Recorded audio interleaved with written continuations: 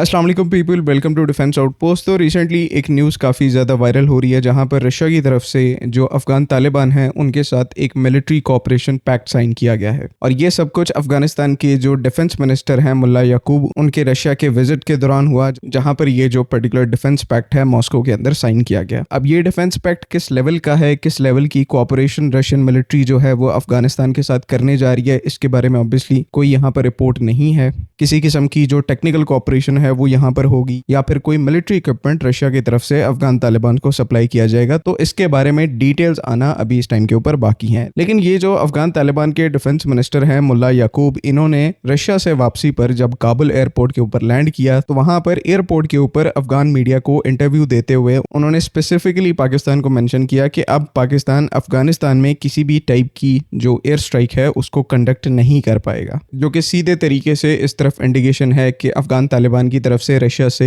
कुछ air defence systems को acquire करने की कोशिश की जा रही है, जिसके थ्रू ये अटेम्प्ट करेंगे पाकिस्तान एयरफोर्स को अपनी टेरिटरी में एयर स्ट्राइक करने से रोकने की। कुछ ही महीनों पहले जब ऑपरेशन गज़ब-ए हक चल रहा था, हमने इसी कंसर्न को मेंशन किया था कि ऐसा हो सकता है जिस पोजीशन में इस टाइम के ऊपर अफगान तालिबान है, जितने वो डेस्परेट हो चुके हैं, कहीं ना कहीं ये कुछ एयर डिफेंस सिस्टम अक्वायर करने की जरूर कोशिश करेंगे। कुछ सरफेस टू एयर मिसाइल्स को इमीडिएटली अक्वायर करने की कोशिश जरूर की जाएगी। और मुल्ला याकूब का रशिया जाना, रशिया में वहां पर एक मिलिट्री कोऑपरेशन पैक्ट साइन करना और वापसी पर पाकिस्तान से रिलेटेड ये रिमार्क्स देना, ये इसी चीज को ऑलमोस्ट कंफर्म करता है कि अफगान तालिबान एक्टिवली कुछ एयर डिफेंस सिस्टम्स अक्वायर करने की कोशिश कर रहे हैं। तो अब सवाल यहाँ पर उठता है कि अफगान तालिबान के पास एयर डिफेंस सिस्टम, क्या ये पाकिस्तान एयरफोर्स के लिए थ्रेट बन सकते हैं? तो ऐसा बिल्कुल भी नहीं है। अफगान तालिबान को जिन एयर डिफेंस सिस्टम्स तक एक्सेस मिलेगा उनसे पाकिस्तान एयरफोर्स को कोई थ्रेट पोज नहीं होता। लेकिन यह सिचुएशन ऐसी भी नहीं है कि जिसको कंप्लीटली इग्नोर किया जा सकता है। मतलब पाकिस्तान एज अ स्टेट आंखें बंद करके बैठ जाए, अफगान तालिबान जो मर्जी कैपेबिलिटी जिस मर्जी कंट्री से अक्वायर करे, तो ऐसा हम यहाँ पर बिल्कुल भी नहीं कर सकते। पाकिस्तान को एज अ स्टेट यहाँ पर इंटरवीन करने की जरूरत है। और जो भी इनकी डील रशिया से चल रही है, मिलिट्री कोऑपरेशन पैक्ट है, एयर डिफेंस सिस्टम्स की बात है, तो इस मामले में ऑब्वियसली हमें रशिया को कन्फ्रंट करना चाहिए और डिटेल्स पता करनी चाहिए कि वो किस टाइप की मिलिट्री कोऑपरेशन अफगान तालिबान के साथ कर रहे हैं। हो सकता है रशिया का ये जो पैक्ट है ये अफगान तालिबान के जो सोल्जर्स हैं उनकी ट्रेनिंग से रिलेटेड हो, लेकिन फिर भी पाकिस्तान को इस पॉइंट को एक्टिवली और एग्रेसिवली परसू करने की जरूरत है। नेक्स्ट यहाँ पर इस एस्पेक्ट की बात कर लेते हैं कि अगर इन केस अफगान तालिबान के पास कोई जो एयर डिफेंस सिस्टम है वो इनके हाथ लग जाता है, तो वो किस तरह से पाकिस्तान एयरफोर्स को एक थ्रेट पोज करता है। तो सबसे पहली और इंपॉर्टेंट बात यहाँ पर ये कि इस चीज को आप बेशक अपने दिमाग में बिठा लें कि अफगानिस्तान को, स्पेशली अफगान तालिबान को, कोई कंट्री अपने top of the line sophisticated air defence system provide नहीं करने वाली, चाहे वो यहाँ पर इंडिया ही क्यों ना हो। ना तो यहाँ पर कोई कंट्री चाहेगी कि उनके top of the line air defence systems के जो सीक्रेट्स हैं वो अफगानिस्तान के थ्रू पूरी दुनिया तक पहुंचे, और ना ही अफगान तालिबान के पास इतनी टेक्निकल कैपेबिलिटी और वर्क फोर्स है कि वो एक जो सोफिस्टिकेटेड एयर डिफेंस सिस्टम है उसको उसके ऑप्टिमम लेवल तक यूज कर पाए। ज्यादा से ज्यादा यहाँ पर क्या हो सकता है कि ये ओल्डर जनरेशन के जो man portable air defence systems हैं उनको कहीं ना कहीं से एक्वायर कर सकते हैं, जो कि मे भी हो सकता है कि आने वाले टाइम में रशिया इनको प्रोवाइड कर दे। लेकिन man portable air defence systems के केस में जो सबसे बड़ा इशू है, जो सबसे बड़ी इनकी लिमिटेशन है, वो इनकी रेंज और किस एल्टीट्यूड तक ये टारगेट को इंगेज कर सकते हैं। क्योंकि मैन पोर्टेबल सिस्टम्स हैं, कॉम्पैक्ट सिस्टम्स हैं, तो रेंज भी उतनी प्रोवाइड नहीं करते और ना ही एल्टीट्यूड उतना प्रोवाइड करते हैं। फॉर एग्जांपल रशिया का जो एक most widely used man portable air defence system है इग्ला एस के नाम से, उसकी मैक्सिमम रेंज जो है वो 6 किलोमीटर्स की है और जो मैक्सिमम एल्टीट्यूड है वो 3500 मीटर्स का है, यानी कि 11,000 फीट का है। और ये भी यहाँ पर इग्ला का जो top of the line variant है उसकी बात हो रही है। ऑब्वियसली रशिया अपना top of the line variant Taliban को प्रोवाइड नहीं करेगा, वो कोई ओल्डर वेरिएंट प्रोवाइड करेंगे जिसकी रेंज जो है इससे भी नीचे होगी। लेकिन फॉर नाउ अगर इग्ला एस की रेंज को ही लेकर चलें जो कि 6 किलोमीटर है और 11,000 फीट की बुलंदी तक ये टारगेट्स को हिट कर सकता है, तो ऐसे में भी जो 90% अनमैन्ड एरियल व्हीकल्स हैं और फाइटर एयरक्राफ्ट हैं, ये वैसे ही इस man portable air defence system की रेंज से बाहर हैं। बिकॉज ये सिस्टम जो है नॉर्मली 35 से 40,000 फीट के ऊपर फ्लाई करते हैं और इन्हीं हाई एल्टीट्यूड से अपने जो वेपन्स हैं उनको एम्प्लॉय करने की कैपेबिलिटी रखते हैं। ज्यादा से ज्यादा ये जो man portable air defence system है लो फ्लाइंग हेलीकॉप्टर्स के अगेंस्ट में यूज किए जा सकते हैं, और वो आपको पता है कि पाकिस्तान की जो मिलिट्री है अफगान तालिबान के अगेंस्ट में अपने जो हेलीकॉप्टर्स हैं उनको कभी भी यूटिलाइज नहीं करती। जब भी अफगानिस्तान के अंदर स्ट्राइक्स होती हैं तो वो हमारे अनमैन्ड एरियल व्हीकल्स के थ्रू होती हैं या फिर फाइटर एयरक्राफ्ट के थ्रू होती हैं, जो कि straight away in man portable air defence systems की जो इफेक्टिव एंगेजमेंट जोन है उससे बहुत ज्यादा बाहर है। तो तालिबान के डिफेंस मिनिस्टर मुल्ला याकूब का ये कह देना कि अब पाकिस्तान एयरफोर्स अफगानिस्तान में कोई टारगेट हिट नहीं कर पाएगी। तो ये एक मजाक के तौर पर ही आप इसको ले सकते हैं, बिकॉज इसकी एक्चुअल सिग्निफिकेंस जो है वो कुछ भी नहीं है। इस स्टेटमेंट के पीछे के जो फैक्ट्स हैं वो इस टाइम के ऊपर रेलेवेंट नहीं है, तो इस टाइम के ऊपर कैसे इसको सीरियस ले लिया जाए। ये उस एयरफोर्स के बारे में बात करें जिसने S-400 जैसे एयर डिफेंस सिस्टम के अगेंस्ट में जो सक्सेसफुल सीड और डेड ऑपरेशंस हैं उनको परफॉर्म किया हुआ है। तो स्पेशली पाकिस्तान एयरफोर्स के अगेंस्ट में ये कोई top of the line air defence system भी ले आए जो कि ये नहीं लेके आ सकते, तब भी पाकिस्तान एयरफोर्स को कोई इतनी ज्यादा मुश्किल नहीं होने वाली उस एयर डिफेंस सिस्टम को न्यूट्रलाइज करने में। तो आज भी पाकिस्तान एयरफोर्स के पास कैपेबिलिटी है कि वो कहीं भी अफगानिस्तान में स्ट्राइक कर सकते हैं, और आगे आने वाले फ्यूचर में भी ये जो कैपेबिलिटी है उसको हम मेंटेन करके चलेंगे। अलबत्ता ये पॉइंट यहाँ पर इंपॉर्टेंट है कि रशिया के साथ ये जो इस टाइम के ऊपर अफगान तालिबान की कोऑपरेशन बढ़ रही है, इसके ऊपर हमें फोकस करने की जरूरत है। रशिया के साथ कम्युनिकेट करके हमें यहाँ पर बाउंड्रीज क्लियर करनी चाहिए कि ये इक्विपमेंट अफगान तालिबान को ये सप्लाई कर सकते हैं और ये इक्विपमेंट उनको नहीं दे सकते। और चाइना की हेल्प से फर्दर पाकिस्तान अपनी पोजीशन को यहाँ पर स्ट्रेंथन कर सकता है और रशिया को ये चीजें कन्वे कर सकता है। बाकी वर्स्ट के सिनेरियो में आपको बताया कि अगर कहीं से ये छोटे मोटे एयर डिफेंस सिस्टम्स अक्वायर कर भी लेते हैं तो पाकिस्तान एयरफोर्स की जो स्ट्राइक कैपेबिलिटी है उसके ऊपर कोई इतना ज्यादा फर्क नहीं पड़ेगा। आई होप कि तमाम चीजें यहाँ पर क्लियर हैं। अगली वीडियो तक के लिए अल्लाह हाफिज़।